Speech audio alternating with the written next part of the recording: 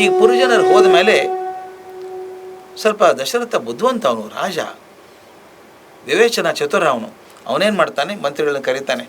ನೋಡ್ರಿ, ನಾನು ನನ್ನ ಮಗನಿಗೆ ಯುವರಾಜ್ಯ ಅಭಿಷೇಕ ಮಾಡಬೇಕು ಅಂತ ತೀರ್ಮಾನ ಮಾಡಿದ್ದೀನಿ, ನಿಮ್ಗೆ ಗೊತ್ತಿದೆ, ನಾಳೆನೇ ಮಾಡಬೇಕು ಅಂಥೇಳಿ ಮತ್ತೆ ಸುಮಂತ್ರನ ಕರೀತಾನೆ.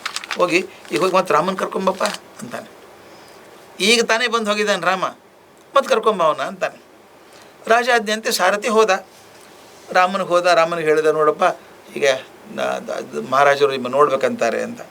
ಅವನು ಡೌಟ್ ಆಯ್ತು ಅವನು ರಾಮನಿಗೆ. ಅರೆ, ಈಗ ತಾನೇ ಬಂದಿದ್ದೀನಿ, ಅಲ್ಲಿಂದ ಈಗ ತಾನೇ ಬಂದಿದ್ದೀನಿ, ಮತ್ತೆ ಯಾಕೆ ಮತ್ತೆ ಪುನಃ ಬರೋದಕ್ಕೇನು ಕಾರಣ ಅಂತ ಕೇಳಿದಂತೆ. ದಯವಿಟ್ಟು ಧ್ವನಿ ಗಮನಿಸಬೇಕು, ಮಾತಿನ ಎಷ್ಟು ಚೆನ್ನಾಗಿದೆ. ಈಗ ಬಂದಲ್ಲ ಮತ್ತೆ ಯಾಕೆ ಕರೆದ್ರಂತೆ, ಏನು ಕಾರಣ ಅಂತ ಕೇಳ್ತಾನೆ. ಅದಕ್ಕೆ ಅವನು ಮಂತ್ರ ಹೇಳ್ತಾನೆ, ಅದೆಲ್ಲ ಗೊತ್ತಿಲ್ಲ ನನಗೆ, ಮೆಸೇಜ್ ತರೋದು ನನ್ನ ಕೆಲಸ. ರಾಜ ನೀನು ನೋಡಬೇಕು ಅಂತ ಅಪೇಕ್ಷೆ ಪಟ್ಟಿದ್ದಾನೆ, ಹೋಗೋದು ಬಿಡೋದು ನೀನು ಕರ್ತವ್ಯ, ನೀ ಏನು ಮಾಡ್ತೀವಿ ಮಾಡು. ಇದು ಭಾಳ ಚೆನ್ನಾಗಿದೆ. ಇದು ರಾಜ ಕರೆದಿದ್ದಾನಪ್ಪ, ನಿನ್ನ ಹೋಗ್ಬೇಕೋ ಬಿಡಬೇಕೋ ನೀನು ಕೆಲಸ, ಏನು ಮಾಡ್ತೀವಿ ನೋಡು ಅಂತಾನೆ. ಬಿಡೋ ಪ್ರಶ್ನೆನೇ ಇಲ್ಲಲ್ಲ, ರಾಜ ಕರೆದ ಮೇಲೆ ಏನೋ ಅರ್ಜೆಂಟ್ ಇರಬೇಕಾದ್ರೆ, ದೊಡ್ಡ ವಿಶೇಷ ಇರಬೇಕು.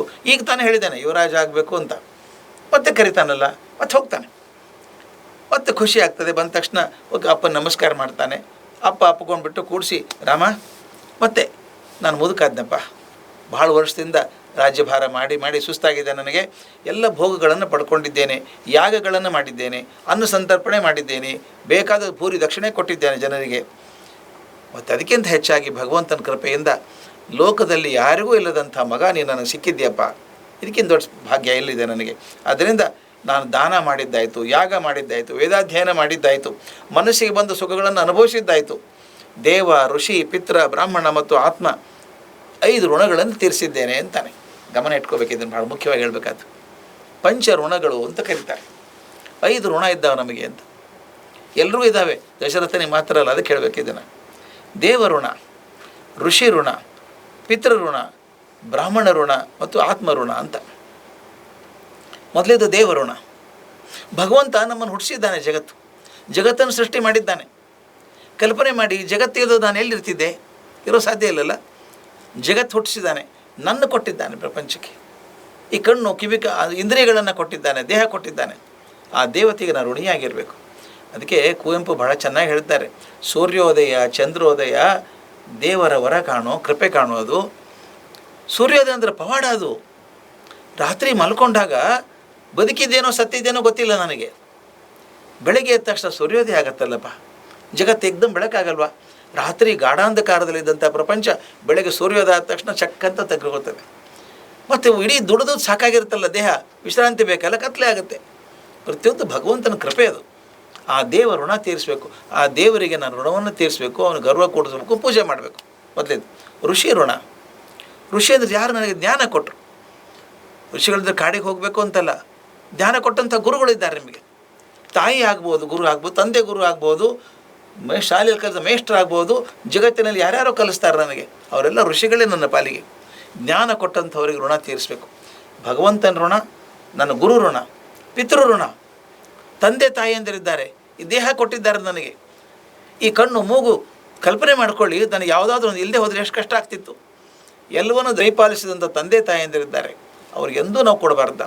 ಯಾವಾಗಲೂ ಹೇಳ್ತೀನಿ, ಎಲ್ಲಿವರೆಗೂ ನಾವು ನಮ್ಮನ್ನು ಹುಟ್ಟಿಸಿದಂಥ ತಂದೆ ತಾಯಿಯಂದಿರ ಕಾಳಜಿ ಮಾಡಲ್ವೋ ನಾವು, ಅಲ್ಲಿವರೆಗೂ ಆ ಪಿತೃ ಋಣವನ್ನು ಹಾಗೆ ಇಟ್ಕೊಂಡು ಹಾಗೆ ಆ ಋಣದಲ್ಲೇ ಹೋಗ್ತೀವಿ ನಾವು.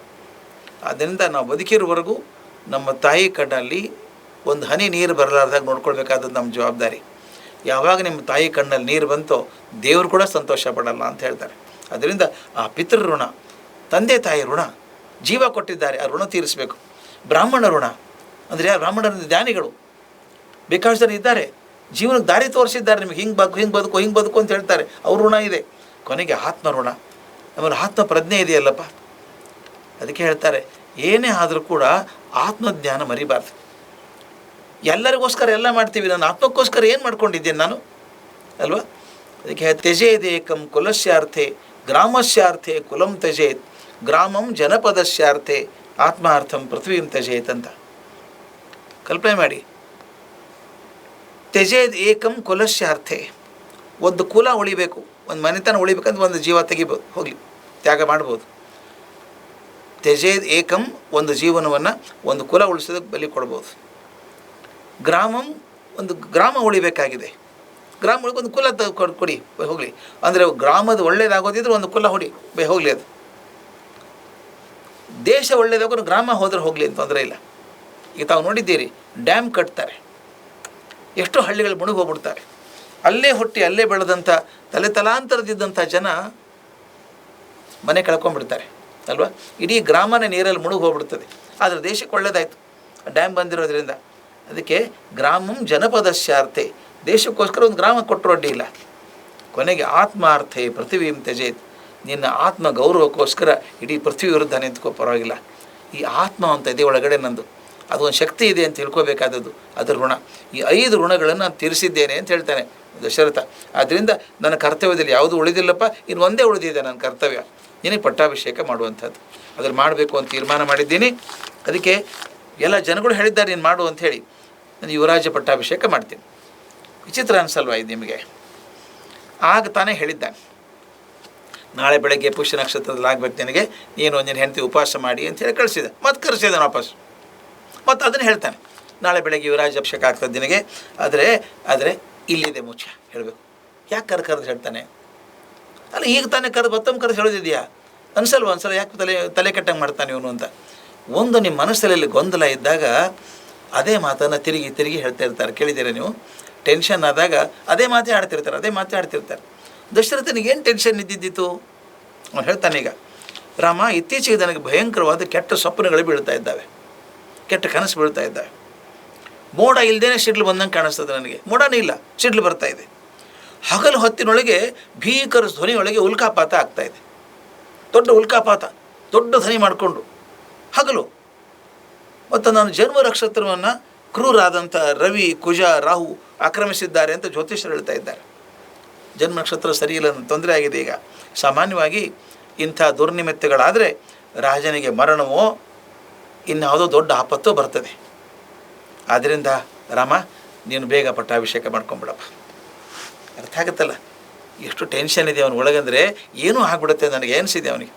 ಆದ್ದರಿಂದ ಬೇಗ ಪಟ್ಟಾಭಿಷೇಕ ಮಾಡಿಬಿಡಬೇಕು ಅಂತ 2 ಸಲ ಹೇಳಿ ಕಳಿಸಿ ಮಾಡ್ತಾನೆ. ಅಂದರೆ ಅವನ ಮನಸ್ಸು ಎಷ್ಟು ಕಳವಳ ಆಗಿದೆ ಅಂತಂದರೆ, ಸಂತೋಷ ಅಲ್ಲೇನ್ರಿ ನಾಳೆ ಮ್ಯಾಗ ರಾಜ್ಯಾಭಿಷೇಕ ಮಾಡ್ತೀವಿ ಅಂತ. ಅವನಿಗೆ ಆತಂಕ ಆಗಿರೋದು ವಿಷಯ ಅಂದರೆ, ನನಗೇನೋ ದುಸ್ವಪ್ನ ಆಗ್ತಾಯಿದೆ, ಅಪಶಕುನಗಳಾಗ್ತಾ ಇದ್ದಾವೆ, ನಾನು ಜಾಸ್ತಿ ದಿವಸ ಬದುಕೊಂಡು ಕಾಣಿಸಲ್ಲ, ಅದು ಬೇಗ ಮಾಡಿಬಿಡ್ಬೇಕು ನಿನಗೆ ಅಂತ ಮತ್ತೊಂದು ಹೇಳ್ತಾನೆ. ನೋಡು, ಯಾಕೆ ಹೇಳ್ತೀನಿ ಅಂದರೆ, ನನ್ನ ಮನಸ್ಸೇ ಬದಲಾಗ್ಬಿಟ್ರೆ ಮುಂದೆ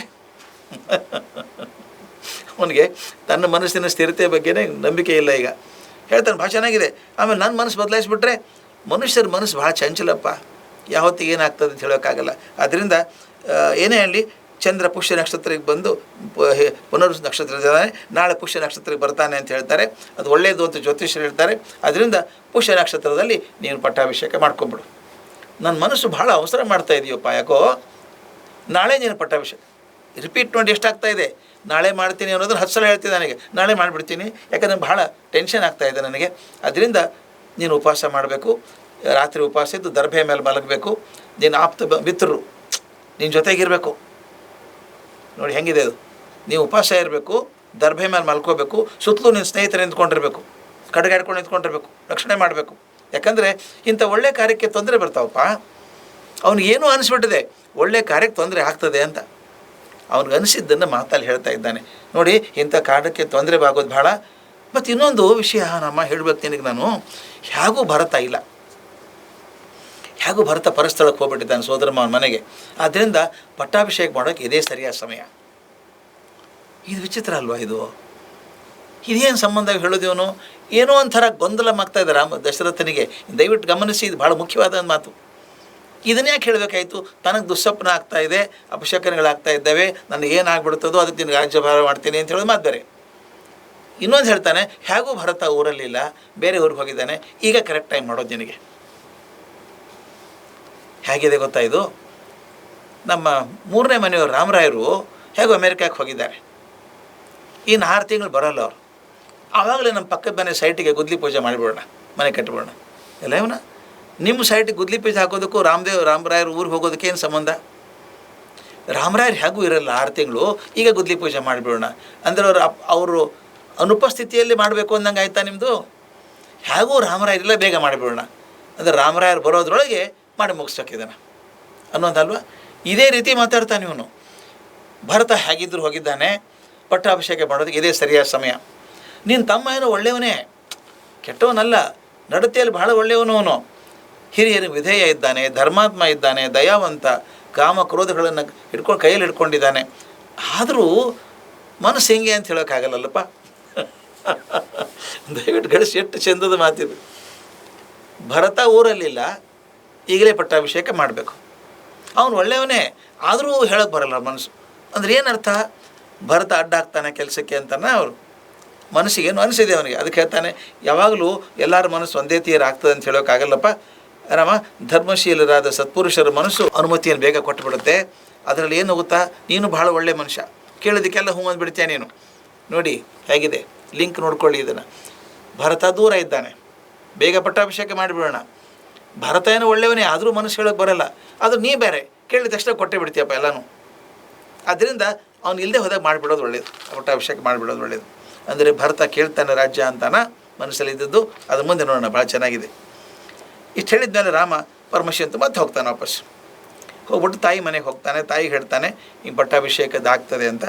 ತಾಯಿ ಸಂತೋಷ ಆಗಿದೆ, ಮಗ ಹೇಗಿದ್ರು ಯುವರಾಜ ಆಗ್ತಾನೆ ನಾಳೆ ಅಂಥೇಳಿ ದೇವರಿಗೆ ಪೂಜೆ ಮಾಡ್ತಿದ್ದಾಳೆ. ಪ್ರಾಣಾಯಾಮ ಮಾಡಿ ದೇವರ ಮುಂದೆ ಕೂತು ಧ್ಯಾನ ಮಾಡ್ತಾ ತಲ್ಲೀನಲಾಗಿದ್ದಾಳೆ. ಆಕೇನು ಮಾಡಿದ್ದಾಳೆ, ಸುದ್ದಿ ಗೊತ್ತಾದ ತಕ್ಷಣ ಸುಮಿತ್ರೆಯನ್ನು ಲಕ್ಷ್ಮಣನನ್ನು ಕರೆಸಿದ್ದಾಳೆ, ಸೀತೆಯನ್ನು ಕರೆಸಿದ್ದಾಳೆ ನಮ್ಮ ಮನೆಗೆ. ರಾಮ ಹೋದಾಗ ಅಲ್ಲಿ ಸುಮಿತ್ರೆ, ಲಕ್ಷ್ಮಣ, ಸೀತೆ 3 ಜನ ಅಲ್ಲೇ ಇದ್ದಾರೆ. ಅಮ್ಮ ಕಣ್ಣು ಮುಚ್ಕೊಂಡು ಕೂತಿದ್ದಾಳೆ ದೇವರ ಮುಂದೆ. ಸ್ವಲ್ಪ ಹೊತ್ತು ಕಾದು ಆಮೇಲೆ ಪಟ್ಟಾಭಿಷೇಕ ಆಗ್ತದೆ ಅಂದಾಗ ಹೋಗಿ ಹೇಳ್ತಾ, ನಮಸ್ಕಾರ ಮಾಡಿ ಅಮ್ಮ, ನನಗೆ ಯುವರಾಜ ಆಗಬೇಕು ಅಂತ ತಿಳ್ಕೊಂಡು ಅಪ್ಪ ತೀರ್ಮಾನ ಮಾಡಿದ್ದಾರೆ. ನಾಳೆ ಬೆಳಗ್ಗೆ ಪಟ್ಟಾಭಿಷೇಕ ಅಂತ ಹೇಳಿದ್ದಾರೆ. ಅದಕ್ಕೆ ನಾನು ಸೀತೆಯೊಳಗೆ ಉಪವಾಸ ಇರಬೇಕು. ಅದಕ್ಕೆ ಏನೇನಾದರೂ ಯೋಗ್ಯವಾದ ಮಂಗಳ ಕಾರ್ಯ ಮಾಡೋದಿದ್ರೆ ನೀನೇ ಹೇಳಮ್ಮ, ನನಗೆ ಗೊತ್ತಾಗಲ್ಲ, ಏನು ಮಾಡ್ಬೇಕು ಹೇಳು, ಅದ್ರ ಪ್ರಕಾರ ಮಾಡ್ತೀನಿ ಅಂತ ಹೇಳ್ತಾಳೆ. ಇಲ್ಲಿ ನನ್ನ ಕೌಶಲ್ಯಕ್ಕೆ ಭಾಳ ಖುಷಿಯಾಗುತ್ತೆ. ಬಹಳ ವರ್ಷ ಅಪೇಕ್ಷೆ ಪಟ್ಟಂಥ ಕೆಲಸ ಆಗ್ತದೆ ಅಂದಾಗ ಸಂತೋಷ ಆಗಲ್ವಾ? ಮಗ ರಾಜ ಆಗ್ತಾನೆ ಅಂತಂದಾಗ ಕಣ್ಣಲ್ಲಿ ನೀರು ತುಂಬಿಕೊಳ್ಳುತ್ತೆ. ತೊದಲ್ತಾಳೆ, ಮಗನ ಹತ್ರ ಬಂದು ಹೆಗಲ ಮೇಲೆ ಕೈ ಹಾಕಿ ಹೇಳ್ತಾಳೆ, ಮಗು ರಾಮ, ಚಿರಂಜೀವಿ ಆಗಪ್ಪ, ನೀನು ಚಿರಂಜೀವಿ ಆಗ. ನಿನಗಿದ್ದ ಎಲ್ಲ ಕಂಟಕಗಳು ಹೋದು. ಈ ಮಾತನ್ನು ಭಾಳ ಸೀರಿಯಸ್ಸಾಗಿ ಗಮನಿಸಬೇಕು. ಆಗಲೇ ಹೇಳಿದೆ ನಾನು, ವಾಲ್ಮೀಕಿ ಯಾವ ಮಾತನ್ನು ಸುಮ್ಮನೆ ಹಾಕೋಲ್ಲ. ಅಲ್ಲಿ ನಿನಗಿದ್ದ ಕಂಟಕಗಳೆಲ್ಲ ದೂರ ಆದವು. ಏನು ಕಂಟಕ ಇತ್ತು ರಾಮನಿಗೀಗ? ಏನೂ ಇರಲಿಲ್ಲ. ನಾವು ಕತೆ ನೋಡೋರಿಗೆ ಏನೂ ಇಲ್ಲ. ಹಿರಿಯ ಮಗ, ಅಪ್ಪ ರಾಜ ಆಗಿಬಿಡ್ತಿದ್ದ. ಕೌಸಲ್ಯ ಮನಸ್ಸಲ್ಲಿ ಏನು ಕಂಟಕ ಇತ್ತು?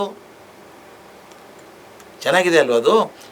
ನಿನಗಿರುವಂಥ ಕಂಟಕಗಳೆಲ್ಲ ಪರಿಹಾರ. ಅದು ಕಂಟಕ ಕಂಡೇ ಇಲ್ಲ ಅವನಿಗೆ, ನನಗೂ ಕಂಡಿಲ್ಲ, ಏನು ಕತೆ ಓದೋರಿಗೆ. ಆಕೆ ಕಾಣುತ್ತೆ ಕಂಟಕಗಳಲ್ಲಿ ದೂರ ಆದವು.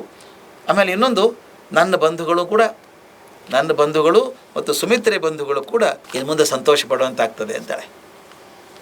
ಹಾಗೇನು ಗಮನಿಸಬೇಕಾದ್ದು, ಯಾರ್ಯಾರು ನನ್ನ ಬಂಧುಗಳು, ಸುಮಿತ್ರೆ ಬಂಧುಗಳು ಇನ್ನು ಮುಂದೆ ಸಂತೋಷವಾಗಿರ್ತಾರೆ. ಕೈಕೇಯಿ ಬಂಧುಗಳು ಅಂತ ಹೇಳಿಲ್ಲ ಆಕೆಯಲ್ಲಿ, ಇಬ್ಬರದ್ದು ಹೇಳ್ತಾಳೆ. ನನ್ನ ಬಂಧುಗಳು ಸರ್ವ ಖುಷಿಯಾಗಿರ್ತಾರೆ. ಒಳ್ಳೆಯ ನಕ್ಷತ್ರದಲ್ಲಿ ಒಳ್ಳೆಯ ಮಗ ಆಗಿ ಹುಟ್ಟಿದ್ಯಪ್ಪ, ದಶರಥ ಮಹಾರಾಜನ ತೃಪ್ತಿ ಮಾಡಿದ್ಯಾ, ಭಗವಂತಕ್ಕೆ ಸೇವೆ ಮಾಡಿದ್ಯಲ್ಲ, ಅದ್ರ ಫಲಪ್ಪ ಇದು ಅಂಥೇಳಿ ರಾಜ್ಯಲಕ್ಷ್ಮಿ ಜನನ ಬಂದು ಸೇರ್ತಾಳೆ ಅಂಥೇಳಿ. ರಾಮ ಕೈ ಮುಕ್ಕೊಂಡು ನಮಸ್ಕಾರ ಮಾಡಿ ಪಕ್ಕದಲ್ಲಿ ಲಕ್ಷ್ಮಣ ನಿಂತಿದ್ದಾನಲ್ಲ, ಅವನು ಹೇಳ್ತಾನೆ, ಲಕ್ಷ್ಮಣ, ನನ್ನ ಜೊತೆಗೆ ಸೇರಿ ನೀನು ರಾಜ್ಯಲಕ್ಷ್ಮಿಯನ್ನು ಆಳು. ರಾಮನ ಗುಣ ಅದು. ಲಕ್ಷ್ಮಣ, ನೀನು ನನ್ನ ಜೊತೆಗೆ ಆಗಪ್ಪ ನೀನು. ಮತ್ತು ಇನ್ನೊಂದು, ಭೋಗ ಭಾಗ್ಯಗಳನ್ನು ಇಬ್ಬರೂ ಸೇರಿ ಬಳಸ್ಕೊಳ್ಳೋಣ, ಧರ್ಮಕ್ಕೋಸ್ಕರ ಕೆಲಸ ಮಾಡೋಣ. ಕೊನೆಗೊಂದು ಮಾತು ಹೇಳ್ತಾನೆ, ಜೀವಿತಂ ಚಹಿ ರಾಜ್ಯಂಚ ತ್ವದರ್ಥಂ ಅಭಿಕಾಮಯೇ ಅಂತ. ದೊಡ್ಡ ಮಾತು ರಾಮಂದಿತ್ತು. ನನ್ನ ಜೀವ, ನನ್ನ ರಾಜ್ಯ ಎಲ್ಲವೂ ನಿನಗೋಸ್ಕರ ಅಂತ ಹೇಳ್ತಾನೆ. ಲಕ್ಷ್ಮಣನ ಬಗ್ಗೆ ಎಂಥ ತಾದಾತ್ಮ್ಯತೆ ಇತ್ತು ರಾಮನಿಗೆ ಅಂತ ಹೇಳ್ಬೇಕಾದ್ರೆ ಒಂದು ಮಾತು ಸಾಕು. ಇನ್ನು ರಾಜ್ಯ ನಾಳೆ ಆಗಬೇಕು. ಈಗಾಗಲೇ ಹೇಳ್ತಾನೆ, ಇಬ್ಬರು ಕೂಡ ಮಾಡೋಣ, ನನ್ನ ಜೀವ, ಈ ರಾಜ್ಯ ಎಲ್ಲವೂ ನಿನಗೋಸ್ಕರ ಅಂತ ರಾಮ ಹೇಳ್ತಾನೆ. ರಾಮ ತಾಯಿಗೆ ನಮಸ್ಕಾರ ಮಾಡಿ ಇಬ್ಬರು ತಾಯಂದ್ರಿಗೆ ಸೀತೆ ಜೊತೆಗೆ ತನ್ನ ಮನೆಗೆ ಹೋದ ಅನ್ನೋದು ಅಯೋಧ್ಯಾಕಾಂಡದ 4ನೇ ಸರ್ಗದ ವಿಷಯ.